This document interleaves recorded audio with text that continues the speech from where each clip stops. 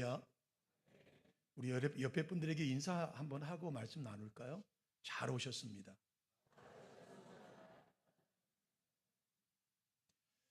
왜 아멘을 안 하실까요? 예? 아니, 잘 따라해 놓고 아멘을 안 하시면 어떡하요? 다시 옆에 분에게 잘 오셨습니다. 할렐루야. 우리 어제 임직받은 네 분의 권사님들, 또 네 분의 명예권사님들, 또 시무집사님들 주님의 이름으로 축복하고 다시 한번 축하의 말씀을 전합니다. 오늘 제목을 그래서 직분을 얻으려 하면이라고 하는 말씀으로 한번 생각해 보려고 합니다.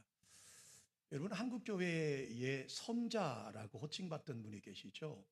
바로 한경직 목사님이셨습니다. 영락교회를 심호하셨던, 지금은 고인되셨습니다만, 그 한경직 목사님의 관한 자료 중에 이런 글이 있어요.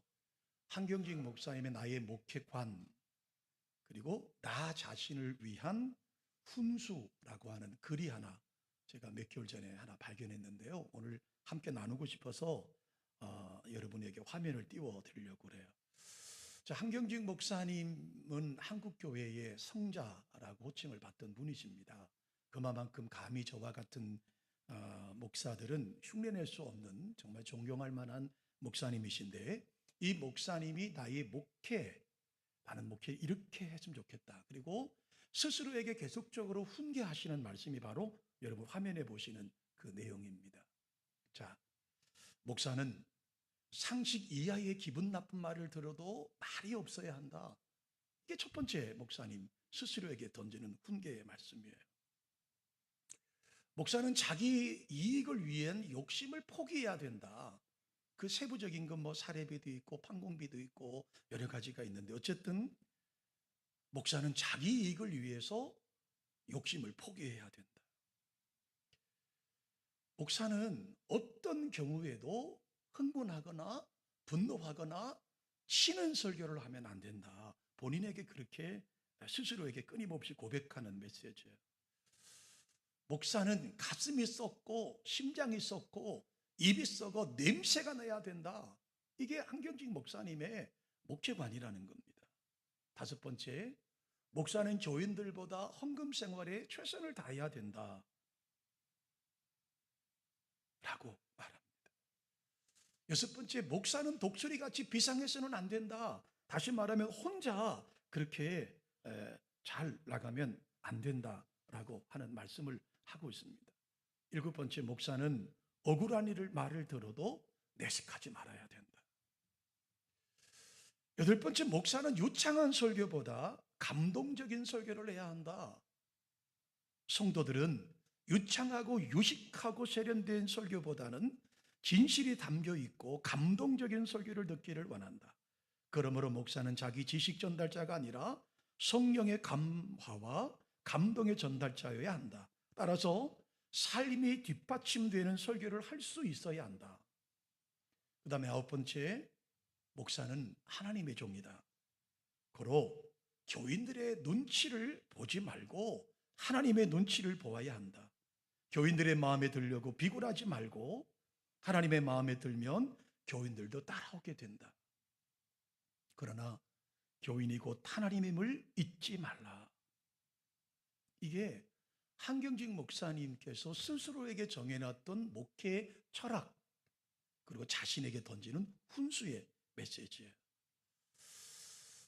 저도 이 말씀을 제 컴퓨터 앞에 타이핑을 쳐서 놓으면서 그렇구나, 목사는 그렇게 살아야지, 내 남은 목회 기간 동안이라도 그렇게 살아야지라는 생각을 하게 됩니다. 여러분, 이것이 이제 한경직 목사님의 목회관이고 훈수라고 한다면, 여러분, 이것을 우리 중직자들에게 한번 그대로 적용해 봐도 되지 않을까 싶은 생각이 듭니다. 여러분, 상식 이하의 말을 듣더라도 화를 내지 마십시오. 어떤 경우에도 흥분하거나 분노하거나 여러분 감정을 드러내지 마십시오. 교회를 섬기다가 가슴이 썩고 심장이 썩고 입에서 단내가 나더라도 참아내십시오. 중직자들은 일반적인 성도들을 치면 안 돼요. 비판하면 안 돼요. 그들을 지적하면 안 돼요. 그들을 가슴으로 품어야 되는 거예요. 그리고 중직자들은 교인들보다, 일반 성도들보다 헌금 생활을 더 정직하게 하나님 앞에 하셔야 합니다. 그래야 여러분 영적인 리더십을, 제가 잠시 후에 설교하겠지만 리더십을 가질 수 있게 되는 거예요. 여러분, 교회를 섬기시다가 억울한 말을 들어도 내색하지 말으셔야 합니다. 그리고 여러분은 하나님의 종입니다. 결코 목사의 종이 아니라 하나님의 종입니다. 그러므로 여러분, 이 교회를 섬기는 우리 중직자들은 하나님 앞에서 코람데우의 삶을 사시는 은혜가 우리 가운데 있기를 주님의 이름으로 축원합니다. 자, 여러분, 여러분이 다 이제 회사의 오너라고 생각해 보시고, 만일 회사를 운영하는 대표님께서 새로운 직원을 뽑으실 때 여러분 어떤 기준으로 사람을 뽑으시겠습니까? 첫 번째로 학교 성적이 좋은 사람을 여러분 뽑으시겠어요? 아니면 이 분야에 필요한 자격증을 많이 딴 사람을 여러분 뽑으시겠어요? 세 번째로 이 분야에 오랫동안 살았던 사람을 여러분 뽑으시겠어요? 아니면 학력은 좀 부족하고 좀 여러 가지 부족하지만 그 사람을 만나니까 눈빛이 살아있고 뭔가 능력이 있는 사람을 뽑으시겠어요? 아니면 인성, 됨됨이를 보고 뽑으시겠어요?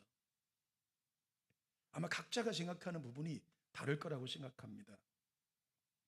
여러분이 잘 아시는 인도의 캘카타에서 사역하던 마더 테레사 수녀를 여러분 많이 들어보셨을 거라고 생각합니다. 근데 제가 설교 자료를 찾다가 이분에 관한 재미있는 글을 하나 읽어서 여러분께 소개하면, 이분은 자신과 함께 동역하는, 자기를 돕는 보조자를 뽑을 때 세 가지 기준을 항상 정했다고 그래요. 첫 번째는 잘 웃는 사람. 잘 웃는 사람을 뽑았대요. 두 번째는 잘 먹는 사람을 뽑았답니다. 그리고 세 번째는 잘 자는 사람을 뽑았대요. 잘 웃는 사람, 잘 먹는 사람, 그리고 잘 자는 사람을 뽑은 이유가 있다라는 거예요. 그것은 이렇게 마더 테레사가 이 사역을 하면서 경험한 바에 의하면 잘 웃는 사람, 잘 먹는 사람, 잘 자는 사람만이 힘들고 어려운 일이 생겨도 잘 견뎌내더라고 하는 거예요. 뿐만 아니라 이런 사람들만이 다른 사람들에게 행복을 줄 수 있더라고 하는 거예요. 우리 옆에 분에게 한번 고백해 보실까요? 당신은 잘 웃고 계십니까?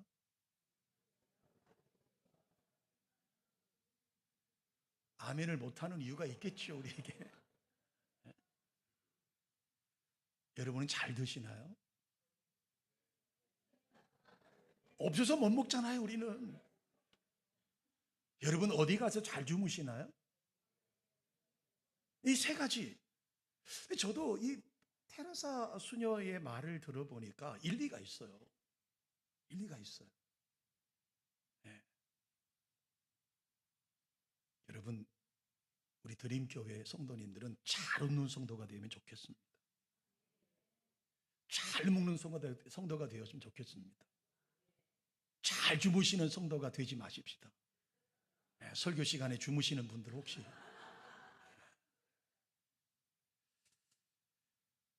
자, 그렇다면 주님은 어떤 사람을 뽑으실까요? 주님께서 주님의 귀한 사역을 맡기시는 그 사람을 뽑으실 때 주님은 어떤 기준을 대입하실까요? 학벌이 좋나? 자격증이 많을까? 됨됨이가 좋은 사람? 박력이 있는 사람? 어떤 사람을 하나님은 기준으로 뽑으실까? 오늘 본문은 사도 바울이 제자인 디모데에게 보내는 편지의 일부분을 오늘 우리가 함께 낭독했습니다. 바울은 당시 에베소에서 목회하고 있는 제자에게 목회자적인 가르침을 주고 싶었어요. 이제 디모데전서와 디모데후서는 바울 사도의 마지막 서신이거든요. 그러니까 바울 사도가 목회를 하고 자기의 양아들과 같았던 제자인 디모데에게 이런 사람을 교회 일꾼으로 뽑았으면 좋겠다, 이런 사람을 뽑으면 좋겠다고 쓰신 서신이 본문의 말씀이에요.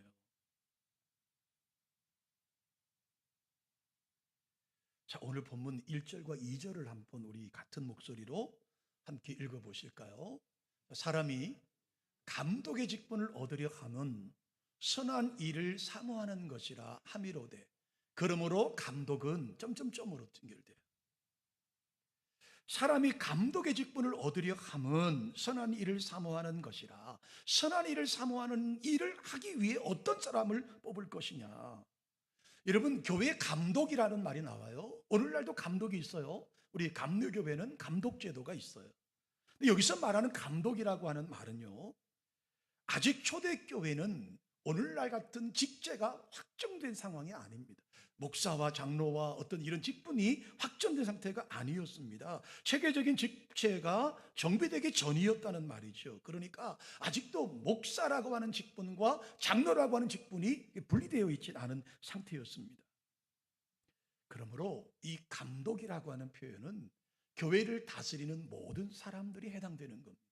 오늘날에 우리 목사와 장로만 해당되는 것이 아니라 이후에 나오는 집사님들도 권사님들도 다 포함되는 말씀이라고 하는 것이죠.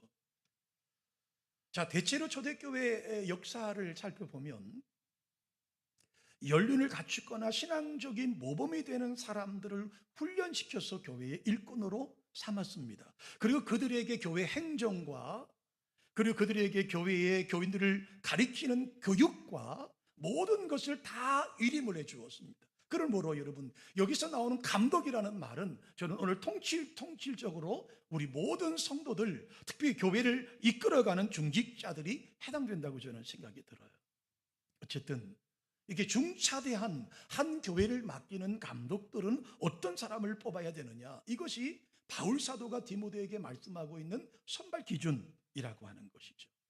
자, 어제 우리 교회는 개척교회 이제 개척 설립 30주년을 보내면서 우리 8분, 9분의 일꾼을 세웠습니다. 어제 오신 목사님께서는 말씀을 통해서 이런 분들이 어머니 같은 분들이 되면 좋겠다는 메시지를 전하지 않으셨어요?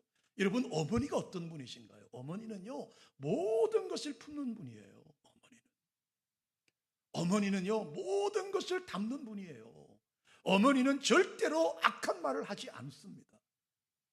어떤 실수를 하더라도, 어떤 자녀들이 어려운 일을 겪더라도 어머니는 다 품으시는 분이 바로 어머니.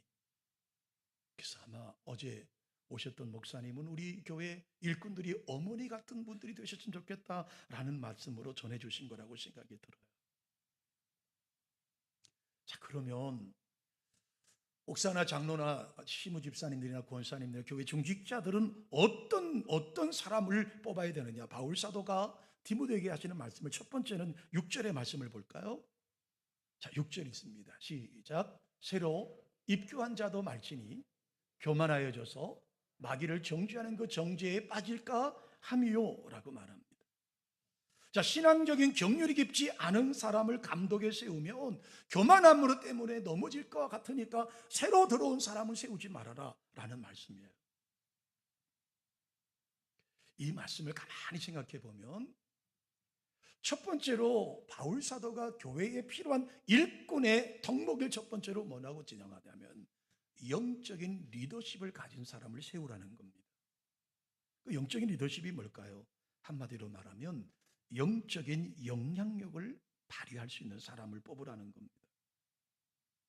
다른 사람들에게 영적으로 선한 영향력을 미쳐서 그 사람들로 하여금 신앙생활을 더욱 잘하도록 이끌어주는 힘을 발휘하라고 말씀하고 있는 거예요.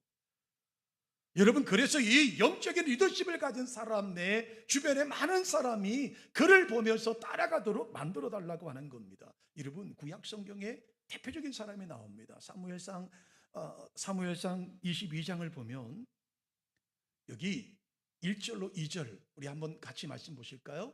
다윗이 그것을 떠나 아둘람고로 도망하매 그의 형제와 아버지의 온 집이 듣고 그리로 내려가서 그에 이르렀고 환난당한 모든 자와 빚진 모든 마음이 원통한 자가 다 그에게로 모였고 그는 그들의 우두머리가 되었는데 그와 함께한 자가 몇 명이요? 400명가량이 되었습니다. 자, 이 글은 다윗이 가드에 가서 잠시 머물러 있다 거기서도 피sancho가 되지 못하니까 다시 돌아와서 유대 광야에 있는 아둘람 굴에 숨어 있을 때의 이야기입니다. 그런데 이 이야기 속에서 우리 가운데 말씀해 주는 것이 있어요. 다윗은 지금 도망자의 신세입니다. 도망자의 신세예요. 언제 사울 왕에게 잡혀서 죽임을 당할지 모르는 그런 어려운 상황에 놓여 있습니다. 그런데 그렇게 도망자의 신세인 다윗에게 400명의 사람들이 몰려왔습니다. 물론 억울한 사람들, 상처받은 사람들, 빚진 사람들 몰려왔어요. 자칫 잘못하면 자기들도 다윗과 내통했다고 사울 왕에게 발각되면 다 죽임을 당하는 상황 속에서 그들은 이 아둘람 굴에 숨어 있는 다윗에게 찾아왔습니다.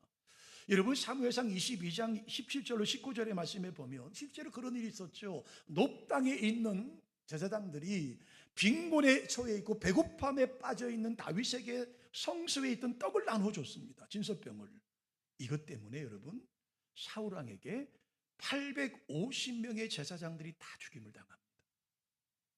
그것으로 분노가 가라앉지 않아서 높 땅에 있는 높성읍에 있는 남녀노소를 불문하고 모든 노인네부터 아이들까지 성읍 전체를 진멸해 죽입니다.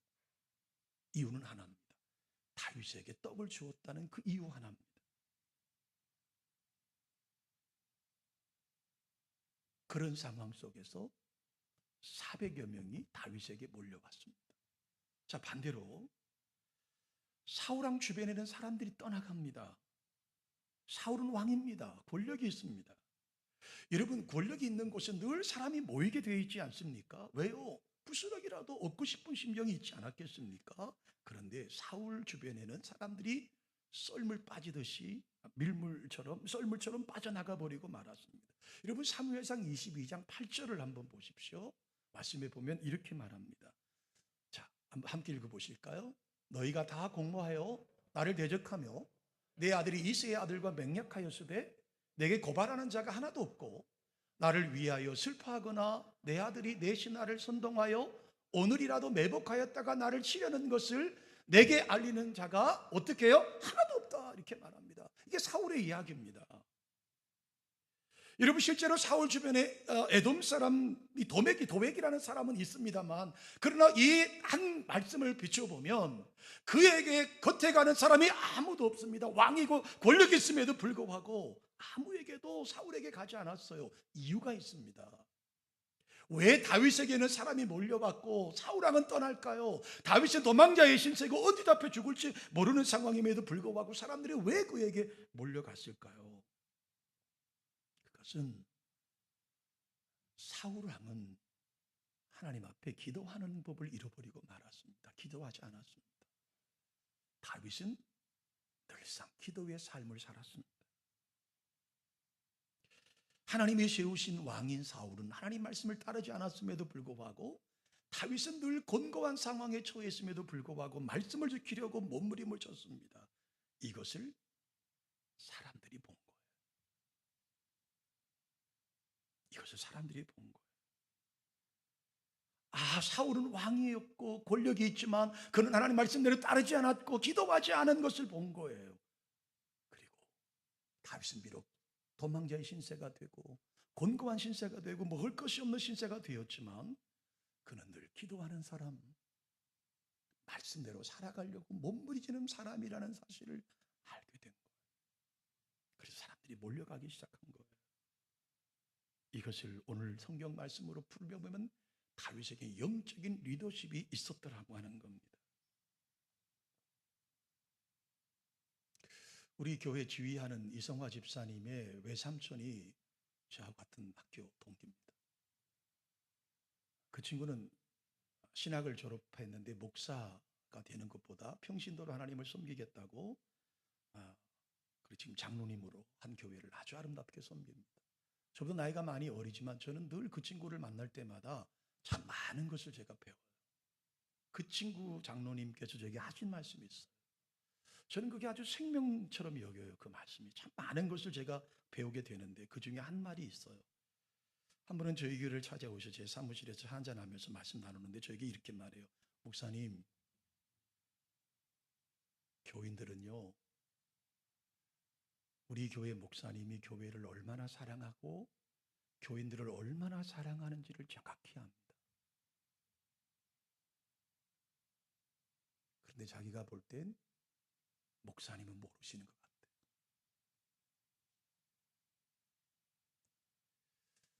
성도들이 담임 목사님이 자기가 섬기는 교회를 얼마나 사랑하고 성도들을 얼마나 사랑하는지를 성도들은 다 알고 있다는 거예요. 다만 말하지 않을 뿐이라는 거예요. 근데 반대로 자기가 장로로 교회를 섬기지만 목사님들은 내가 이렇게 하면 모를 거야 라고 착각하고 산다는 거예요. 두려운 말씀이죠. 사울은 왕이 되었지만 말씀대로 살지 않았습니다. 기도하지 않았습니다. 백성들이 본 거예요. 다윗은 도망자의 신세가 되었습니다. 쫓기는 신세가 되었습니다. 근데 백성들이 본 거예요. 뭘 봤죠? 그럼에도 불구하고 말씀대로 살려고 하는, 그럼에도 불구하고 기도하는 다윗을 본 거예요. 그래서 몰려간 거예요. 여러분, 그걸 좀 더 확대 해석해 보면 우리 교회 성도님들이 중직자들의 삶을 모른다고 착각하지 마십시오. 다 압니다. 다 알아요. 두 번째로요, 본문이 우리에게 보여주고 있는 메시지가 또 하나 있습니다. 그걸 바로 본의 리더십이라고 하는 겁니다. 사도 바울이 디모데에게 교회의 일꾼을 세울 때 두 번째 어떤 사람을 세워야 되느냐 하면 본을 보이는 사람을 세우라는 겁니다. 본의 리더십이라는 거예요. 한마디로 본을 보일 수 있는 자격을 갖춘 사람을 감독으로 세우라고 말합니다. 자, 2절 말씀 우리 함께 또 한 목소리 읽어보십시다. 2절입니다. 3장 2절 넘겨가세요. 그 다음에 3장 2절 있습니다. 그러므로 감독은 책망할 것이 없으며 한 아내의 남편이 되며 절제하며 신중하며 단정하며 나그네를 대접하며 가르치기를 잘하며 술을 즐기지 아니하며 구타하지 아니하며 모든 관용하며 다투지 않으며 돈을 사랑하지 아니하며 자기 집을 잘 다스려 자녀들로 모든 공손함으로 복종하게 하는 자라야 할지니라. 여러분, 감독이 되는 사람은 첫 번째로 가정에서 본을 보이라는 거예요. 가정에서 본을 보이라. 가정에서 그 삶의 본이 되어야 된다는 겁니다.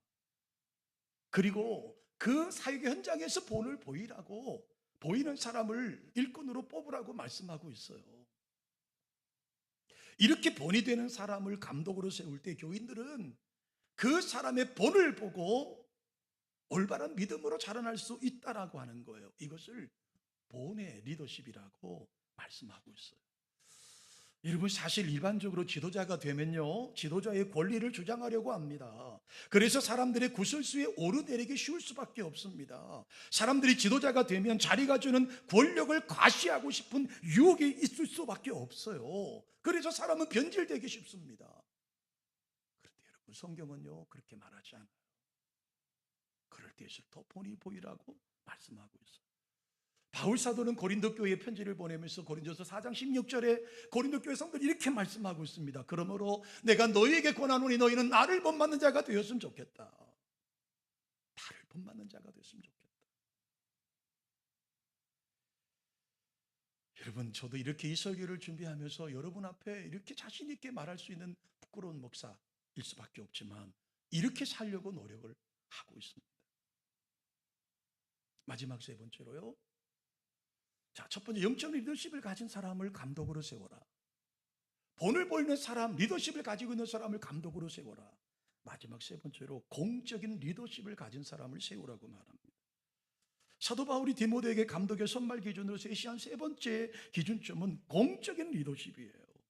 한마디로 말하면 공적으로 선한 영향력을 끼칠 수 있는 사람을 감독이라 세우라고 말합니다. 우리 7절 말씀 한번 더 보실까요? 자, 읽습니다. 또한 외인에게도 선한 증거를 얻은 자라야 할지니 비방과 마귀의 올무에 빠질까 염려하라. 여기서 외인이라고 하는 분들은 누굴까요? 교회 밖의 사람들을 말하지 않습니까? 그러니까 교회 밖에 믿지 않는 사람들에게 공적인 리더십을 인정받으라고 하는 거예요. 믿지 않는 사람들에게 우리를 어떻게 여러분 보여지겠느냐는 것이죠. 선한 증거를 얻는 자라야라고 하는 말은 교회 밖에 믿지 않는 사람들에게도 인정받을 만한 사람이라는 말을 우리 가운데 보여주고 있는 거예요. 이 말씀을 정리해 보면 교회에서 영적인 지도자를 세울 때 그 사람이 교회 밖에서도 어떤 평가를 받고 있는지를 살펴보라고 말씀하고 있는 거예요. 여러분, 한 불교 단체에서 한국 교회 종교 실태를 조사를 한 자료를 보면요. 물론 이제 불교에서 했으니까 뭐 정확도를 제가 정확히는 여러분에게 말씀드릴 수 없지만 어쨌든 종교 신뢰도를 사람들에게 물어봤는데 1등이 캐톨릭입니다. 천주교입니다. 37.1%가 나왔어요. 그러니까 천주교인들을 우린 신뢰한다. 믿지 않는 사람들이. 두 번째 불교 36.1%, 31.6%를 사람들이 좀 신뢰한다고 말해요. 세 번째 세가 우리 기독교입니다. 기독교는 믿지 않는 사람 21.6%만이 신뢰한다고 대답을 했습니다. 이것은 종교 밖에 외인들이 보는 우리의 적나라한 부끄러운 모습일 수밖에 없는 것이죠. 그리고 다시 묻습니다. 왜 그럼 신뢰하지 않습니까? 왜 종교 그들을 신뢰하지 않습니까? 라고 말할 때 첫 번째 대답이 언행 불일치. 그래서 시급하게 개선할 점이 뭐냐 하면 윤리적인 도덕의 실천을 우리가 회복해야 된다고 말씀합니다. 오늘 본문의 말씀에 연결해 보면 외적인 외인들에게서의 리더십은 공적 리더십은 부끄러울 정도로 바닥을 치고 있다라고 하는 것이죠. 교회에서는 나름대로 신앙생활을 하고 기도하고 나름대로 하나님을 섬기려고 노력하는데 실제로 세상은 우리를 향하여서 너희들은 언행이 불일치해. 너희들은 삶이 없어. 라고 말씀하고 있는 거예요. 자, 지난 주간에 우리 사임하는 부목사님이 본문을 정했던 사도행전 11장 26절 이하의 말씀에 보면 이런 말씀이 있죠. 안디옥에서 비로소 그리스도인이라 일컬음을 받게 되었다.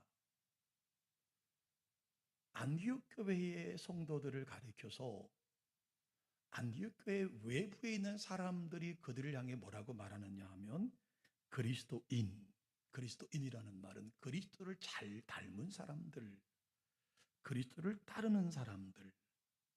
이걸 우리말로 굳이 해석을 하면 우리와는 닮은 다른 삶을 사는 사람들. 그리고 우리도 저들의 삶을 인정할 수밖에 없어서 붙인 이름이 그리스도인입니다.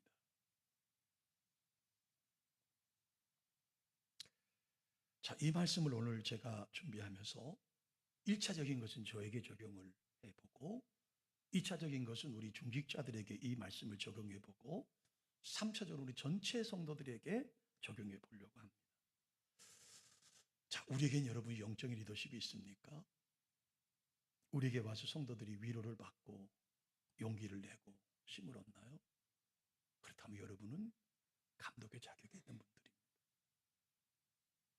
두 번째로 여러분은 본의 리더십을 보이고 있으신가요? 중직자로서 예배의 본을 보이고 헌금의 그 본을 보이시고 그리고 봉사의 본을 보이시고 계신가요? 그렇다면 여러분은 감독의 자격이 있습니다. 세 번째로 외인들이 우리를 보시면서 공적인 리더십을 인정하시나요? 교회 다니지 않는 분들에게 여러분 인정받으십니까? 목사의 행복 중에 가장 큰 행복이 뭐겠습니까? 반대로 말하면 성도들의 행복이겠죠. 제가 어디에 갔는데 어떤 분의 얘기가 나왔는데 우리 교회 교인이에요. 아이고 목사님 행복하시겠어요. 그런 분이 그 교회 다니면 얼마나 좋으시겠어요. 라고 하는 말을 듣는 경우가 있어요. 그러면 그렇게 행복할 수가 없습니다. 근데 죄송하지만 아이고 하필 왜 그분이 그 교회 다닌대요. 그 교회 그분 소문이 별로 안 좋아요. 목사님 조심하셔야 됩니다. 아유 목사님 그 교회 나가야 하는 게 더 편한데 라고 한다면 얼마나 제 마음이 아프겠어요. 반대로 여러분 나가셨는데 어디 가신 정관 드림교회 다닙니다. 아이고 그 홍 목사님 믿을 만한 사람이죠. 홍 목사님 신실한 사람입니다 라는 소리를 듣는 반면에 아이고 웬만하면 교회에 옮겨보세요. 그 목사 아닙니다라고 들으면 여러분 마음이 어떠시겠냐고요.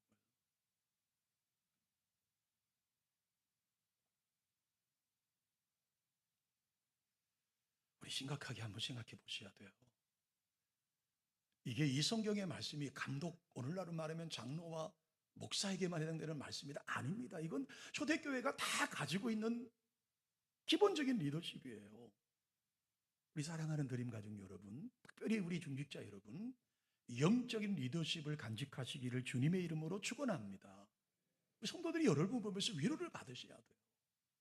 두 번째로 여러분 본의 리더십을 발휘하실 수 있기를 주님의 이름으로 축복합니다.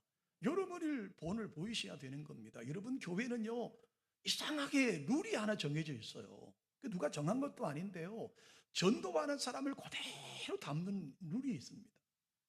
전도 많이 하는 사람이 전도한 사람은요 전도 많이 합니다. 죄송합니다. 우리 교회 없으니까 제가 자신 있게 말하죠. 뺀질거리는 사람이 전도한 사람은 다 뺀질거립니다. 희한해요. 누가 정한 것도 아닌데 닮아요. 닮을 수밖에 없는 거예요. 여러분 본을 보이셔야 돼요. 특히 중직자들은 본을 보이셔야 돼요. 그게 중직자인 거예요. 할렐루야. 예, 그래 중직자가 본을 보이셔야죠. 누가 본을 보이겠습니까? 마지막 세 번째로 믿지 않는 우리 정관 지역에 믿지 않는 사람들에게 여러분 인정받는 리더십을 간직하시기를 주님의 이름으로 축원합니다. 고마우신 하나님 감사해요. 고마워요. 우리에게 하나님 영적인 리더